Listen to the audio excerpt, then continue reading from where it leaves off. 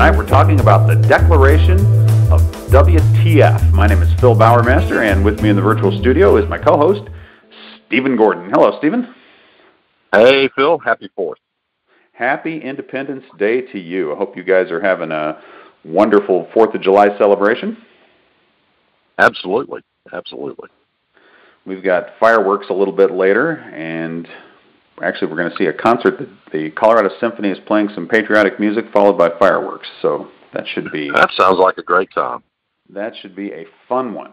So, we mentioned on Monday every year we ring in the 4th of July. We have done it for years with the Declaration of Singularity, and we were talking the other day about what is the vintage of that blog post, and I rewrote it on July 4th, 2012, or at least published a new version of it then, but it predates that by, 4 or 5 years anyway. I think the original version maybe was 2008, 2009, but here's the link if you want to follow it. This was, for one thing, it's been misinterpreted at times that I'm trying to improve the Declaration of Independence, that I'm like taking the Declaration of Independence and trying to make it better, and it's not that at all. It's more like, hey, here's a great document that talks about moving from one era of history to another, Declaration of Independence. I want to use that as a template for how we move from another, make another big move. Perhaps that great document can provide some guidance in this next transition, right? Exactly. Exactly. Yeah. It's done with love and respect for the original document. So, I'm with you on that. Yeah, it's always been about the fact that I like the Declaration of Independence, that I think it's a document that is worthy of being remembered. It's something that I hope people have spent some time with, those of you who are in the U.S., and it's the 4th of July. It's good to dust off a copy of that and read it, actually, to look at what... Well, freedom-loving people everywhere. Absolutely, Yeah. Wonderful set of principles that are laid out there, talking about the fact that we were created to be free, that it's not even arguable that we should be allowed to set our own course in this world, reviews the history of what's gone on between the government of Great Britain and the colonies in the United States, and then says, that's it. We're just going to be our own country now. Things are going to happen now. And I loved that idea so much that I used it as a template to say, well, maybe that's conceptually what we have to do as we move into a new era that we think of as the technological singularity. Now, obviously, the singularity occurs because technology reaches a certain point, not because a group of people get together and vote on it, right? You don't have a singularity by the will of the people so much as you have it by the fact that you achieve the technological level where it occurs. And if anyone is voting on it, it's the fast-moving AIs, I suppose, right, that are actually driving the... Well, perhaps we all vote for it when we buy the latest technology, and which finances the next stage, right? And exactly. Yeah. And then a couple years ago, we did a Declaration of Amazing for the 4th, which was kind of fun. We were just saying, hey, you know what? Let's stop focusing on all the dour negative stuff that's happening in the world. It was kind of a nice antidote, would be, if we had done that again this year, to the show we did on Monday, because Monday we talked about everything that's depressing. We talked about these frustrating mysteries and paradoxes that are driving us nuts. Well, Declaration of Amazing simply said, hey, let's talk about how great things actually are. Let's recognize it, and let's go with it. So that was a fun one, too, and I really enjoyed doing that. And I got to thinking about what we were going to do this year. Was it time to dust off the Declaration of Singularity again? Was it time for the Declaration of Amazing again? But it occurred to me that maybe, since I've been in the declaration business here for a decade or so, I've been doing it not quite the way it should be done. There could be a certain amount of putting the cart before the horse. The Declaration of Independence does formally announced the beginning of the United States as an entity, but it was not the end of the discussion, right? It didn't settle the matter. We actually had to have a big, long, ugly, bloody Revolutionary War for that to be established. So maybe rather than saying we've reached an end state, things are amazing, or the singularity has occurred, we need to declare where we are right now. And maybe we need to make a kind of affirmative statement about where we are right now. And based on our show Monday, based on these things that we've been talking about on the program, I think that we're in a period of tremendous uncertainty about the future. And I actually think that we need to recognize that that's not necessarily a completely bad thing. We think of uncertainty of the future. It sounds scary. It doesn't sound like a pleasant thing. It sounds like something that we need to be worried about. But in fact, if we adopt uncertainty as a strategy, it might help us, right? We don't really know. Well, one thing we could avoid if we accept that we are uncertain about things, Phil, is that we can avoid being so dogmatic, right? Exactly. Well, for one thing, we can avoid being constantly surprised when things don't work out according to our templates, right?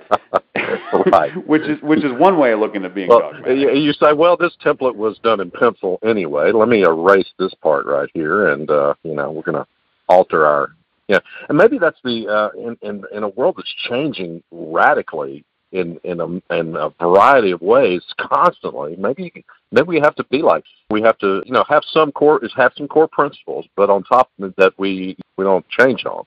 And those core principles are things like what are reflected in the original Declaration of Independence. But beyond that, we need to be ready to go in whichever direction we need to face the current reality that is constantly changing, right? Exactly. Yeah, I think we start by assuming that we don't really know for sure what's going on. Even when we think we've got a good handle on a situation, it's going to have unintended consequences. It's going to push us in all kinds of unexpected directions. That's what we were talking about on Monday. We think social media is going to be great. Well, it turns out it has all these problems. We think that autonomous vehicles are going to be great, and they are going to be great. But there's going to be a downside. There's going to be complications associated, some of which we can anticipate, some of which we have no idea until we get there. Right? We know that there's a good outcome that we can work towards when we talk about something like post-scarcity, and there's a lot of these when we talk about anti-aging, when we talk about a lot of these technologies. There are wonderful outcomes that we can work towards, but we don't know the path to get to them. We don't know what that's going to be. So we can't reliably say what's going to happen next, but we can establish clarity around what we actually do know and actually pare that list down. Phil, this reminds me of something that we've constantly remarked on, and that is, look at any science fiction movie, and it's today, the day that the movie comes out, right? It's basically today. One key difference. And of course, we know that that's not going to be the way the future is. It'll be today, plus everything is different, because there's a million things that happen. But in order to deal with one key issue in the film, and for the filmmakers to present this new issue and to kind of the pros and the cons, and perhaps even offer a solution, or maybe just not, just to present it. And in order to do that, they got to limit themselves to a single issue. And we've kind of made fun of that, or at least I have over the years. But maybe that's something we can, you kind of should think about when we're thinking about how to react in the future. We have to pare it down and deal with one issue. Yeah, you have to see the complexity in the system that goes well beyond that one change.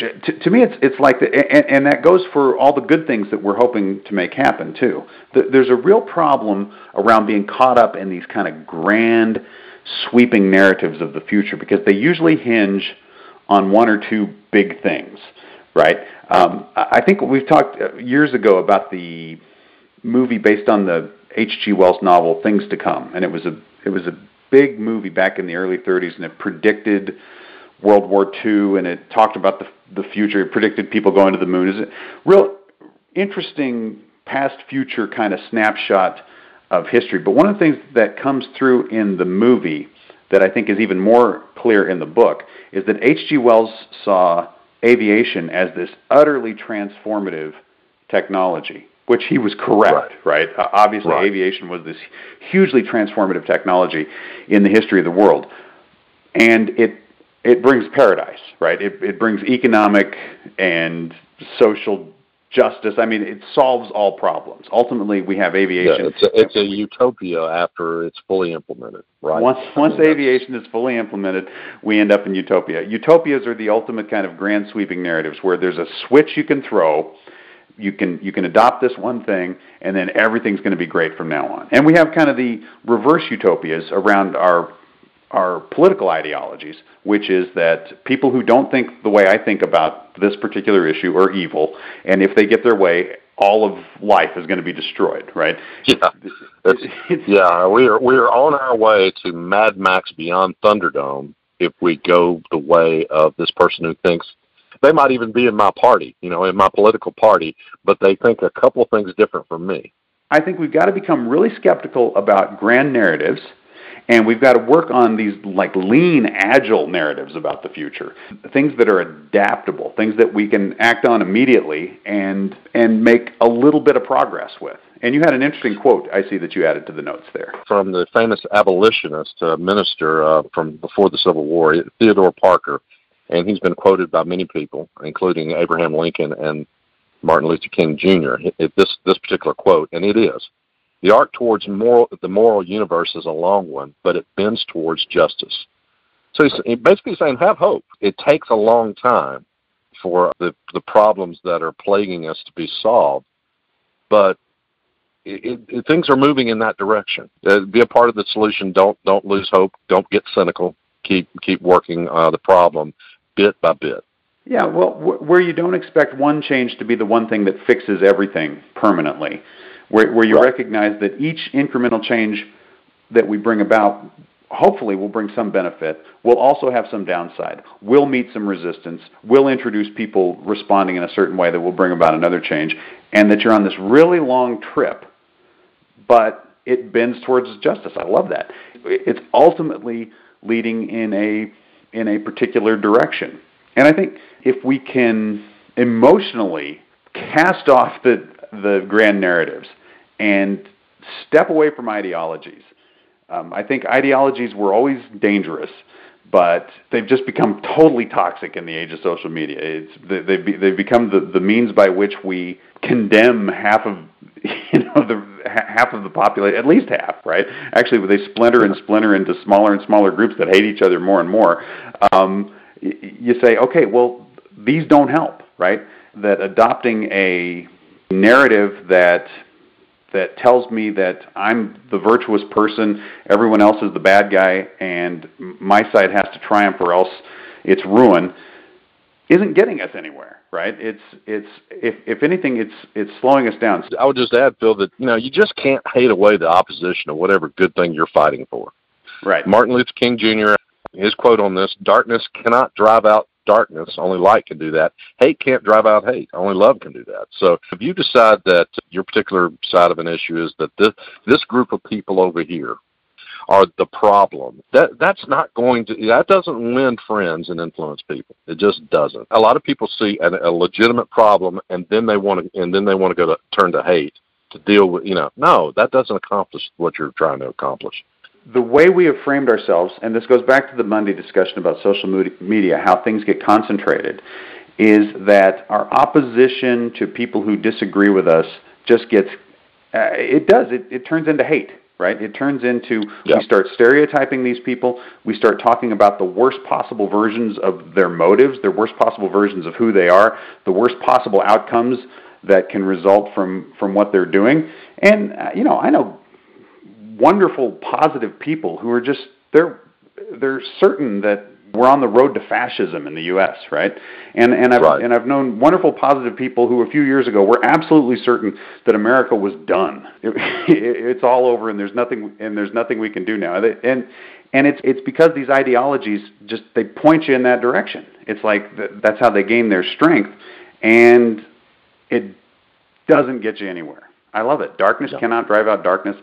Only light can do that. So if we take a little bit of uncertainty, we're actually a lot better off than being so damn sure about everything all the time. I'm calling it rediscovering the benefit of the doubt. You know that phrase, the benefit of the doubt, we think of it as kind of I won't judge them too harshly, which is a huge part of it. we also have to give it to our own lives, right? It's like, just not be quite so sure you know everything that's happening. Be not quite so sure that you have all the answers. Be not quite so sure that you're the good guy and everyone else is the bad guy. That maybe allow a little bit of flexibility on all of those issues, and you're in a very different position to respond to the world around you. You're not in a position to make big moral pronouncements, which we love to do, but you are in a position to take incremental positive action towards the future. And Stephen, I added all this up. So we're drafting it here as we speak, right? I don't have a document for the declarations. I want to caution us to say that you have to have fundamental moral certainties. We have to have a foundation of that. Right. And then, from that vantage point, introduce the benefit of the doubt. And I think the thing is that what we have, for example, in the U.S., is we have an entire population that by and large agrees on those, right? That we've persuaded ourselves that half of us don't, but in fact we mostly do, right? We actually haven't really walked away from believing in each other's fundamental rights or those who are saying that we're a fascist country now. You wouldn't be able to say that publicly if we were. So right. We believe in freedom of speech, and of course, the people that want to say that it's a fascist country now, they have the right to say that, and that's a good thing. It's also a good thing to be able to respond to that too. So, well, in fact, this is the thing. I don't know who I said that to the other day, but I was talking to somebody about it. I said, "You're telling me I'm not worried enough that we're going fascist." And it's like everything you say is interesting, but when you tell me that they came for somebody in the night, then we're going fascist, right? As long as everyone can still put it on their Twitter feed, we're not quite there yet. When you see Twitter going silent because people are legitimately scared, then I think we've got a lot to worry about when we reach that point. But fortunately, we have not. And I have a feeling that just as things changed a couple years ago and changed a couple years before that, they'll change a couple years from now. All the most alarming trends that people worry about the most, that they worried about 10 years ago, that they're worried about today, that they'll be worried about 10 years from now, will spin off in a different direction. And there will be new problems, but they probably won't be the things that people are worried about now. So I wanted to give this Declaration of Uncertainty a good name. And, the show is called The World Transformed. And we put a book out, Visions for a World Transformed, what's been a year and a half ago now that it was published, and we introduced a group, the World Transformed Institute, at the time, but that's been pretty inactive. The nonprofit hasn't done much, but I'm going to replace the World Transformed Institute. I'm going to modify the name of that group slightly. So we're going to be the World Transformed Foundation, okay? And this declaration of radical uncertainty is going to be the official declaration of the World Transformed Foundation, or, for short, the Declaration of WTF. What do you think, Stephen? I think that's the way to go. I like it. And by the way, it's probably more properly an exclamation of WTF, and it can also be phrased as a question. That's the beauty of that particular abbreviation, right? Risky Business, right? Do you remember that movie? Tom Cruise's kind of breakthrough role. And he's got this friend who's encouraging him to take some chances, who's encouraging him to look at the world differently. And he tells him, WTF brings you opportunities, my friends. And I actually believe that's true. I'm not a big guy on swearing, but I think this one is worth adopting. Sit back, look at the world, look at where we are, and think, hey, WTF. And actually that can bring us to a new place. In summary, what we're saying here is embrace the uncertainty and embrace the fact that we can take a certain amount of power from not being so sure about everything all the time. Absolutely. All right. Well, that's going to do it for this edition of The World Transformed. Stephen, why don't we come back on Friday and we'll do a little bit geekier of a show talking about uncertainty on the most important issue of all, and I think you know what that is. We're not saying it's aliens. We're not saying it's aliens, but tune in Friday. Great talking with you. Happy 4th, everyone. And until next time, live to see it.